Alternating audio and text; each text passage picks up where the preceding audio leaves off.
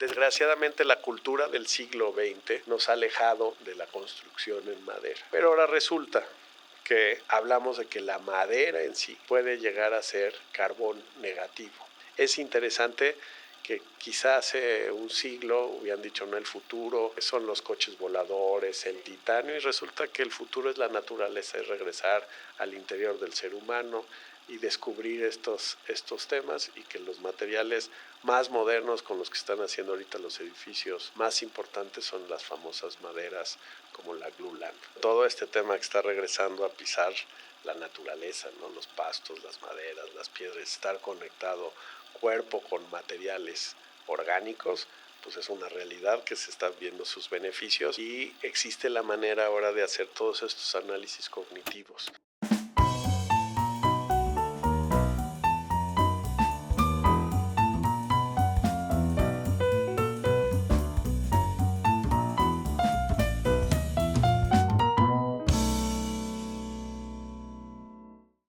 Hola, ¿qué tal? Bienvenidos a Branching Out de Taiga Floors. Yo soy Camila Sánchez Bolaño y el día de hoy me acompaña el arquitecto Juan Pablo Serrano de Serrano Manjarrás. ¿Cómo estás?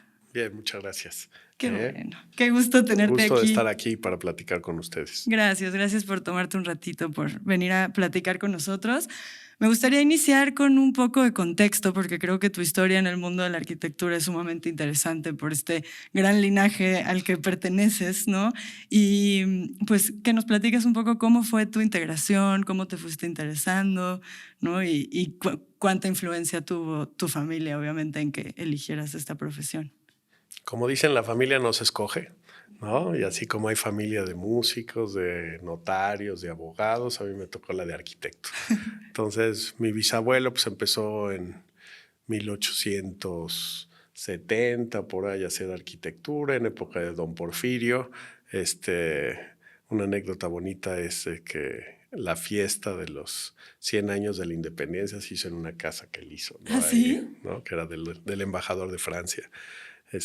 Gran anécdota familiar, ¿no? Entonces, sí. digo, sí hacía casas buenas. Y Ajá. pues obviamente su contexto era el centro histórico. Luego mi abuelo pues empezó a hacer cosas en el centro histórico, Santa María la Ribera, luego La Condesa, Polanco, Virreyes y Vista Hermosa, más o menos. Ese fue su entorno de trabajo. Y mi papá pues ya empezó a hacer todas las zonas de corporativos en Santa Fe, La Ibero, toda esa parte externa de la ciudad, y pues luego las embajadas que hicieron en Brasil, en Guatemala, en Berlín y algunas otras cosas. Y luego llega el cuarto hijo de la familia, que siempre le gustó la arquitectura, pero me gustaban más las computadoras, me gustaba más la música, ¿no? ¿Ah, sí? Sí, entonces pues yo era músico, era DJ, poníamos fiestas, etcétera. Entonces, como que ese gusto por la música, ese gusto por las computadoras,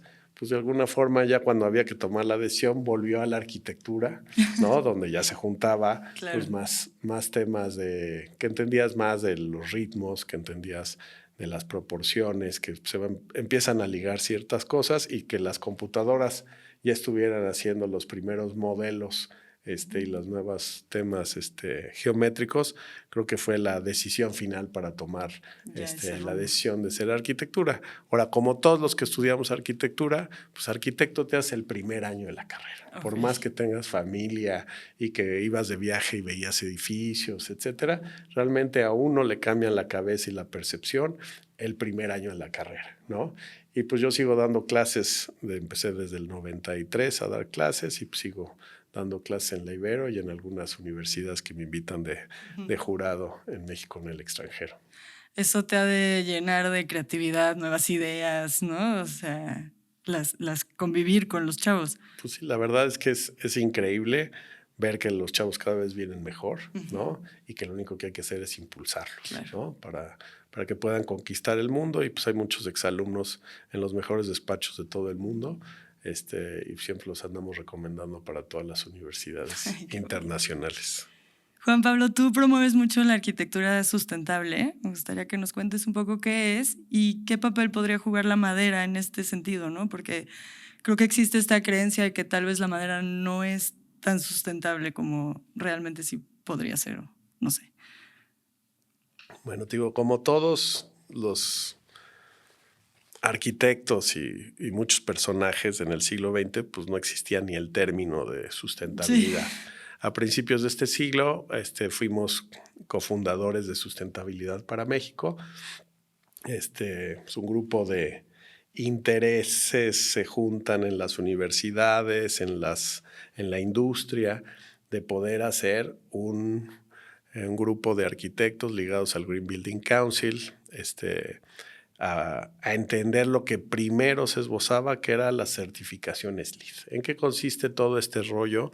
Es en tratar de hacer edificios que consuman menos recursos, ¿no? Que contaminen menos, etc. Entonces, ese fue el primer cambio para mí radical en mi vida como arquitecto, acercarme a la sustentabilidad. Luego, pues llevo la cátedra de sustentabilidad de la Universidad Iberoamericana, el taller de Holcim, y pues a eso también nos ha llegado a muchos congresos nacionales, internacionales, y meternos en todo este tema. Y eso nos lleva a entender y encontrar nuestros Ciros Peraloca, ¿no? O sea, como sabes, pues el tema de la sustentabilidad, pues habla mucho del sitio, habla mucho de la calidad del aire, de la energía y del agua. Entonces, esa idea de poder hablar de los recursos fue el primer paso en la sustentabilidad, donde nuestros edificios gastaban 10% menos, 20% menos, 30% menos, 40% menos, y con eso obtenías una certificación, y pues era el estándar, sobre todo de las empresas transnacionales que venían a México, y por eso fuimos de los primeros despachos que nos dedicamos a hacer ese tipo de certificaciones. Pero después, ¿no? Y después de tantos temas, sobre todo relacionados con la arquitectura tridimensional o el famoso BIM, nos pudimos empezar a hacer modelos energéticos, donde ya podríamos ver cómo un edificio iba, qué tanta luz natural iba a entrar, qué tanto se iba a calentar, cuánto aire acondicionado tenías que usar, cuántas lámparas necesitabas usar, etcétera. Y luego hay todo otro rollo de los pegamentos. Los pegamentos, los famosos formaldehídos, ¿no? Pues tienen que ver con todo lo que tienen los muebles, lo que tienen que ver los ductos de aire acondicionado. Y para acabar pronto, podemos decir que ese olor a nuevo, digamos, que percibes en los coches. Claro, que nos encanta, ¿no? Es justo lo que estamos tirando a la atmósfera. O usábamos antes ciertas pinturas, que pues antes las pinturas, el 60% de la cubeta se evaporaba, claro, ¿no? Entonces empezamos con usar tipos de pinturas que fueran de bajos VOCs o las famosas BIOS, que empezaron a bajar todos esos temas. Y en el tema de la madera, para ya empezarme a encaminar hacia allá, pues empezaron el tema de los, otra vez de los VOCs, el tipo de barniz que se usaba, y se empezó a hacer un cambio radical de los bases solventes a los bases agua, ¿no? Ya llegamos a la madera, ¿no? La madera, pues, fue un sistema constructivo, pues, ahora sí, milenario, ¿no? Sí. Porque era prácticamente la arquitectura se hacía con lo que había en el lugar. Entonces, en muchos lugares había piedra, en otros lugares había tierra, que es otra de las facetas que hemos usado de hacer arquitectura con tierra, y en otros lugares hay madera, ¿no? Entonces, desgraciadamente, la cultura del siglo XX nos ha alejado de la construcción en madera. Pero ahora resulta que, pues, a la hora de medir las huellas de carbono, igual que se mide la huella hídrica y otras cosas, nos damos cuenta que la huella de madera que puedes obtener usando madera implica que un material de construcción o un material en nuestros muebles o un material para nuestros interiores, en lugar de que tenga una huella en su producción de tantos kilos o gramos por evento, ¿no? Digamos, o por producto, hablamos de que la madera en sí puede llegar a ser carbón negativo. ¿Por qué? Cuando crece, consume CO2, claro, y entonces prácticamente se vuelve ahora el mejor producto para construir, el mejor producto para hacer muebles, el mejor producto para hacer nuestros interiores, dado que tiene esa huella de carbono negativa, ¿no? Y de ahí entramos a ciertas especies de madera en las que podemos analizar, y las grandes especies son las de crecimiento rápido, como el poplar o el bambú o el eucalipto. Ok, gracias. Además de la música, eres aficionado de la luz, ¿no? Tienes una especial atracción por la luz. Y la madera tiene una particularidad que cambia de tono dependiendo de muchas cosas, ¿no? De la época del año, de la luz del sol, de la luz que se instala en los espacios.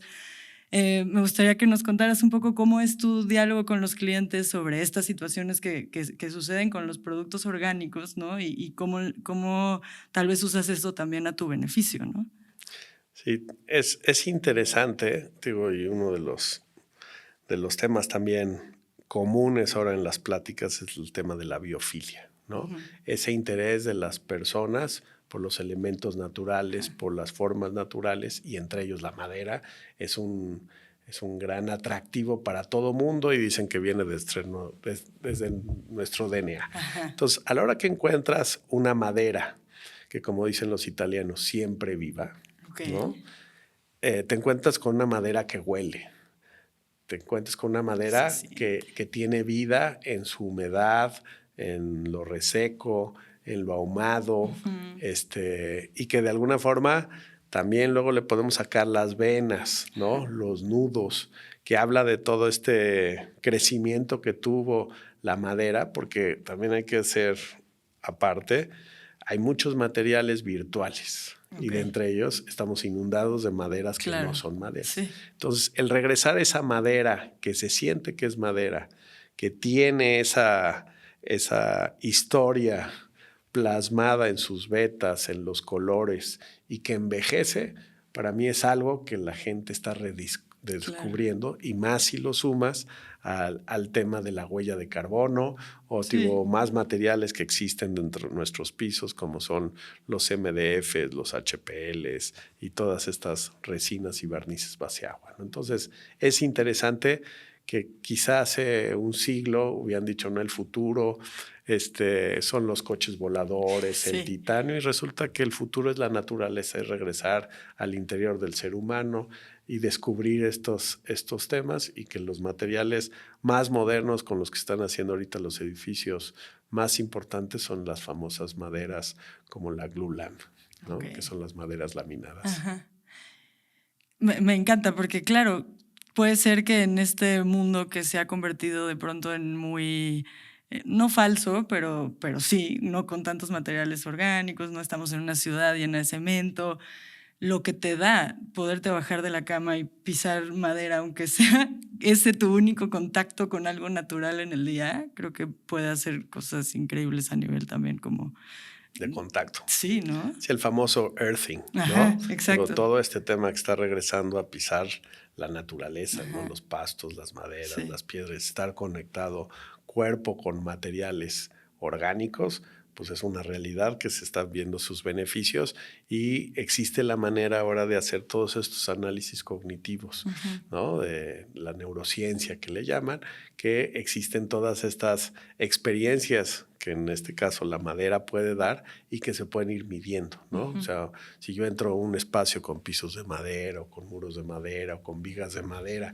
que es algo que siempre hemos vivido, ahora se puede medir la satisfacción, el engagement que pueden tener las personas con sus obras a través de la madera, y que cada vez hay más tipos de madera, más tipos de cortes, más tipos de especies, más tipos de barnices, y más aplicaciones arquitectónicas, lo cual abre, pues ahora sí, la diversidad de la madera. Y a mí lo que me gusta también poner como ejemplo es, por ejemplo, ciudades como París, ¿no? Exigen que el 50% de los elementos de construcción a partir del 2025 sean de madera. Entonces, eso lo que nos hace es que el ciclo de vida de la madera también se vuelve una cosa atractiva. O sea, ya que muere nuestro edificio, todos esos elementos se pueden reciclar, así como reciclábamos pues, las vías del tren, los techos antiguos, las viguerías, las puertas, etcétera. Sigue siendo un tema que puede volver a revivir. Por eso, digo, otra vez me regreso a la frase esa, la madera siempre viva, ¿no? Sí. Que realmente después de un ciclo de vida arquitectónico, un ciclo de vida comercial, etcétera, se puede volver a reciclar, o incluso si tiene que volver a la naturaleza, prácticamente se descompone perfectamente para volverse a integrar en otro tipo de ciclos, como es el ciclo de la tierra, los ciclos del nitrógeno y todas estas cosas donde el carbono vuelve a meterse a la tierra para poder dar pie otra vez al circuito de la vida. Wow. En tus obras hay contrastes también entre distintos materiales orgánicos, ¿no? Madera, piedra, y también no orgánicos como el metal, tal vez, ¿no? ¿Cómo seleccionas como los porcentajes de esta convivencia de materiales dependiendo de en qué te fijas? Para nosotros no hay reglas. Okay. Lo único que queremos es siempre hacer que cada obra tenga una relación con el lugar en el que está, con su contexto, con la historia del lugar. Luego tenemos que ver qué es lo que sobra, ¿no? Decíamos, pues, si hay mucha piedra, pues nos gusta usar piedra de la región. Si hay mucha madera, pues tratamos de analizar qué tipo de madera hay, aunque en nuestra producción nacional pues sabemos que es una tragedia, ¿no? Que no existe esa cultura de estas maderas o estos bosques certificados con la famosa FSC, las guías de custodia, ¿no? que se tienen de principio a fin, y que es una tristeza porque es un gran negocio. Es los famosos bonos de carbón que también puedes comprar de los bosques, que ahora es la única forma de financiar proyectos, etcétera. Entonces empiezan a ligar todos estos temas de la cultura de la madera en la construcción, por la cultura de la siembra de la madera forestal certificada, más el tratar de encontrar materiales con huella neutral o positiva, es una cosa interesante. Entonces, cuando llegamos a un lugar, te decía, no hay reglas ni con las formas, ni con los materiales, y surge de esta relación del espacio, el cliente y la realidad que tiene ese cliente, ¿no? Okay. Hay gente que tiene posibilidad de tener muchos recursos, hay gente que no. Y siempre tratamos de acercar a materiales naturales.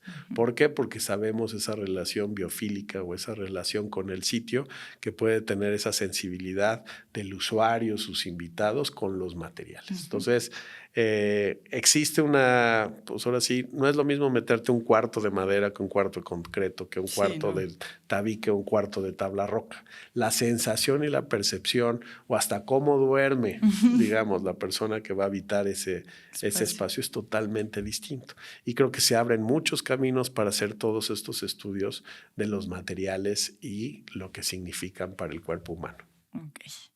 Muchísimas gracias, Juan Pablo, por darnos este tiempo para platicar con Taiga Floors. Me gustaría que nos cuentes rápidamente si hay algún proyecto especial ahorita que estés trabajando, que te mantenga motivado y feliz. Digo, supongo que todos, pero uno en específico. Y también en dónde pueden encontrarlos quienes nos escuchan, en dónde pueden ver tal vez el histórico de todos estos proyectos familiares tan bonitos. Sí, digo, nosotros nos pueden encontrar en nuestra página de Serrano más Monjarás o en de Serrano Plus, donde está toda la guía de todas las empresas que tenemos. Y digo, para nosotros los proyectos más interesantes siempre son los que vienen. ¿Por qué? Porque cada vez subimos la vara más. Y te puedo decir que así como hemos hecho pues ya decenas de proyectos de certificación LEED, ahora estamos empezando los primeros proyectos de certificación Net Zero, ¿no? Que igual que nuestros espacios interiores a veces los certificamos con carbono neutral, ¿no? Ahora un edificio también lo podemos llegar a certificar con carbono neutral, que ese es el futuro. Y como sabes, todas las empresas estamos haciendo compromisos y la idea de Serrano Plus es llegar al 2030, digamos, con el 30% menos de carbono en nuestra movilidad, en el consumo de energía de la oficina, y para el 2050 ser carbono neutral, como estamos haciendo en nuestros edificios y la industria también lo está haciendo. Entonces, eso del net zero creo que es algo que Sí. no está nada fácil, pero estamos encontrando todos los sistemas pasivos y activos para generar recursos con este tema, o sea, agua, energía, y darle todos los ciclos a las cosas. Y otro término que estamos usando es el Net Zero Bill, que eso también es interesante, que creo que al público en general le está interesando más, que es cómo hago una casa que genere recibos en cero. Wow. Recibos en cero de agua, recibos en cero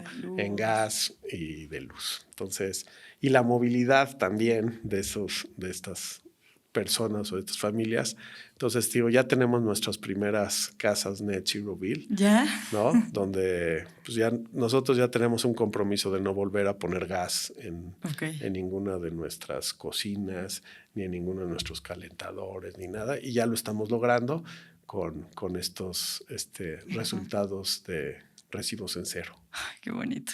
Me encanta escuchar estos movimientos para intentar que el planeta nos dure un poquito más, ¿no? Sí, la verdad es que estamos en un grave problema y nos toca a los que tenemos las posibilidades de hacer proyectos para gobierno, para privados y a ustedes como nuevas generaciones a tomar ahora sí es un frenazo y vuelta en U para que realmente podamos plantear las cosas de una manera distinta y poder salvar nuestro planeta, porque tenemos el compromiso de 2030 de bajar la curva de crecimiento del CO2. Entonces la invitación es a descarbonizar este planeta y a desplastificar también, que es otro tema que todavía podemos platicar.